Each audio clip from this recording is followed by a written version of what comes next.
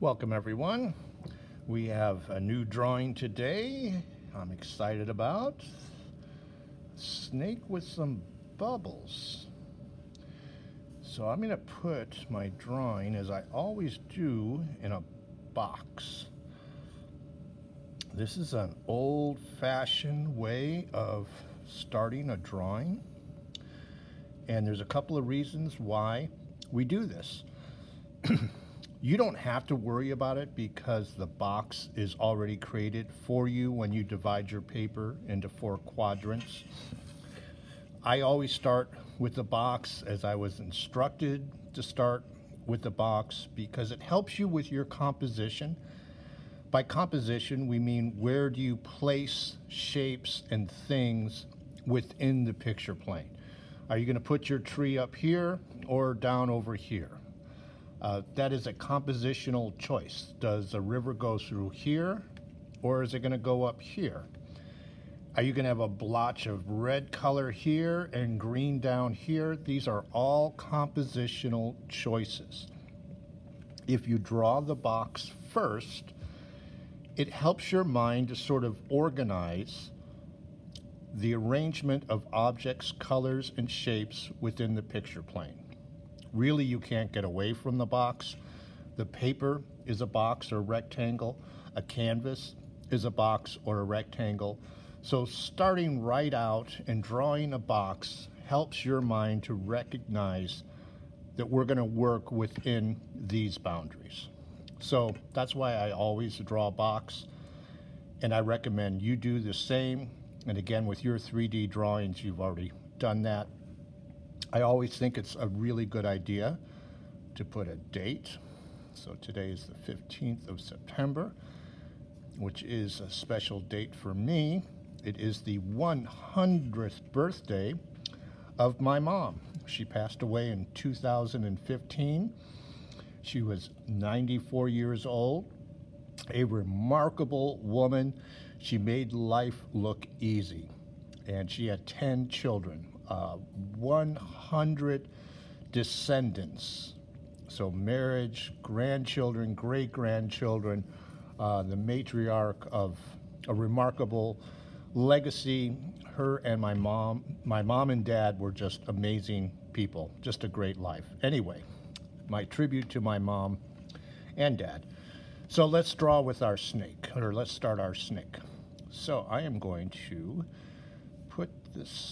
start the snake here. So this is going to be its mouth. And it's sort of, I'll give you some eyes here. Generally speaking, you want to avoid detail early on in a drawing. It's always better to go from the general to the specific.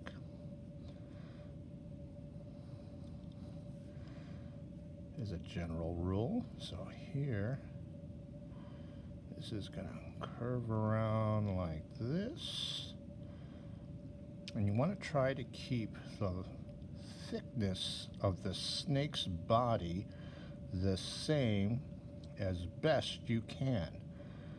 Of course, it's going to get thicker towards the center.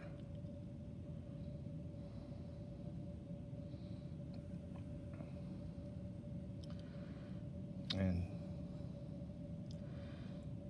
this part is relatively simple. And then this is going to wrap around and it'll come out this end.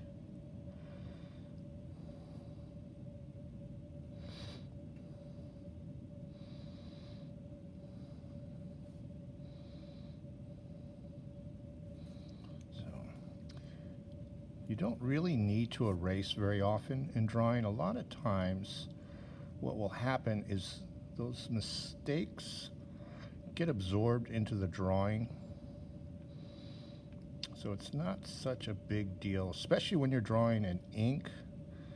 You can't really always erase, but it doesn't matter. So just keep drawing. I've seen students tear up their paper and just throw it away, and they've made some little minor error. So I'm putting this pattern on the snake, and notice I'm making these curved. I'll draw this really faintly. If I were to draw them straight, it's going to look awkward.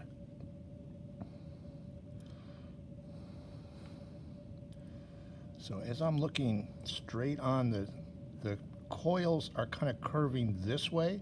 As I look away or look more towards this end, they sort of go in a different direction. If you keep them all in the same direction, it'll still work. So just make sure you curve, and this will emphasize the roundness of the snake's body.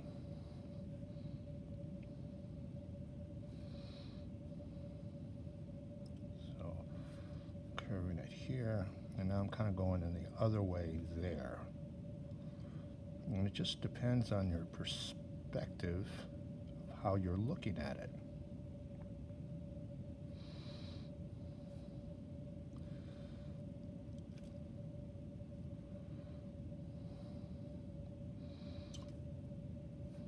And I have seen snakes with this pattern. So now I want to color these bands. So I'm going to go every other one.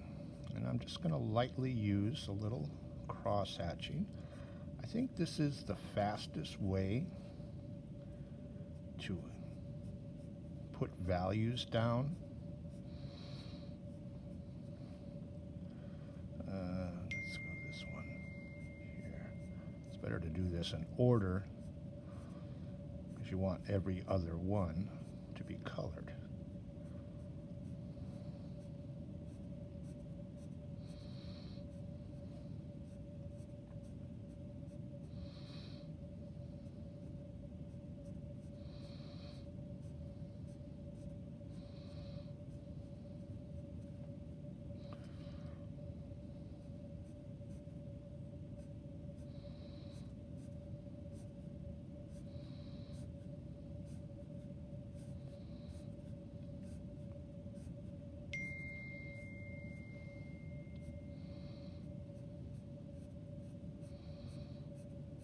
Cross hatching could also be curved if I wanted it to be, but I don't need to do that.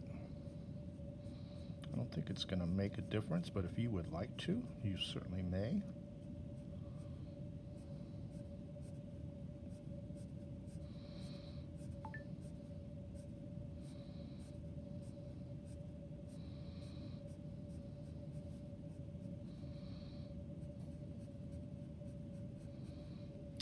This one.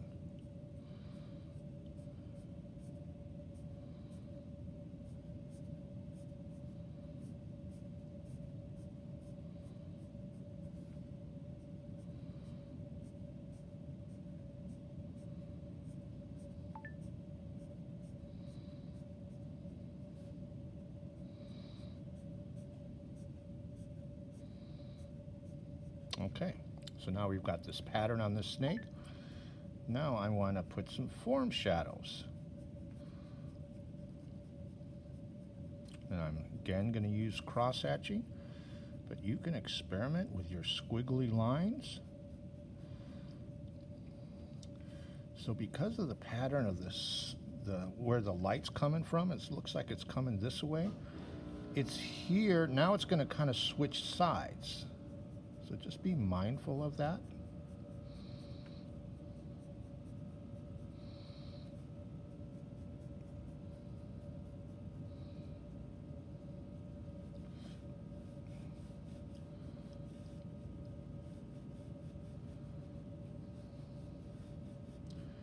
I hope you're becoming more aware of reflective light. You don't pay attention to it very often, but it is there. Here it's going to be a little bit darker because really we've got a hole in the center.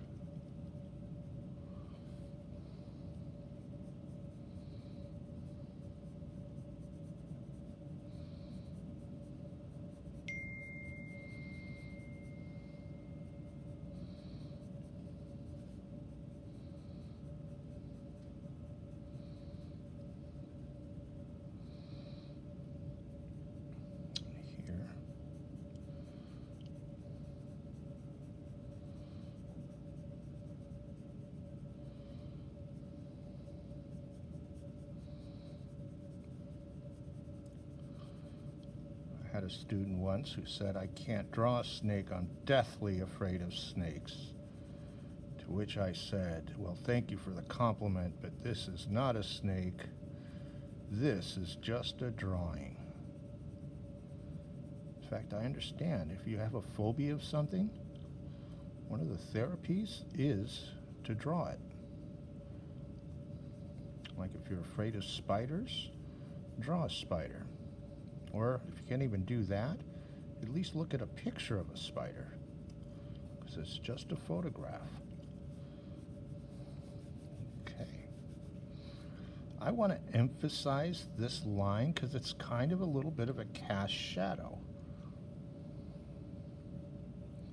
So I'm making this line darker.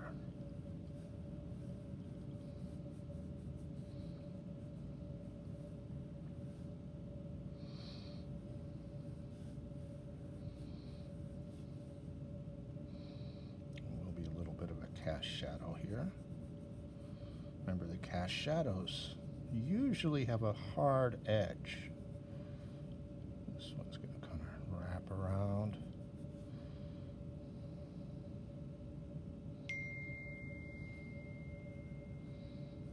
And here, the cast shadow. If you go outside the box, it's okay. Don't let the box ever stop you.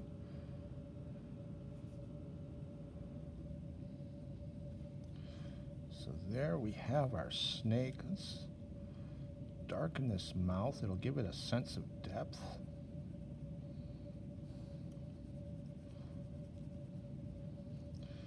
Depending on what you're drawing with, you can use your finger to smudge it and soften that form shadow. They have blending pencils that you can, they're just a cardboard pencil. They'll smear it for you.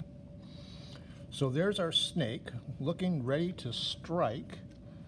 But in this case, the snake is going to strike a balloon. I'm trying to draw a perfect circle. If you want to use a stencil, this is overlapping. So I'm drawing it much lighter here than here.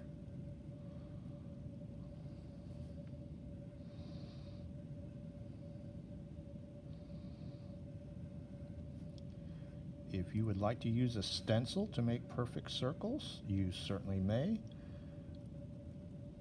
I think it's better to just practice your circle.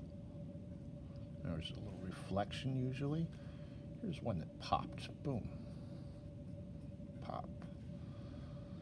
So this snake is in for a big surprise. Things that are wet usually have a reflective surface. So we put a little reflective. And here's one that's smaller. Yeah, so my circle, I could fix that a little bit. This one's not too bad. We can put a horizon line, but I think we'll let it go for right now.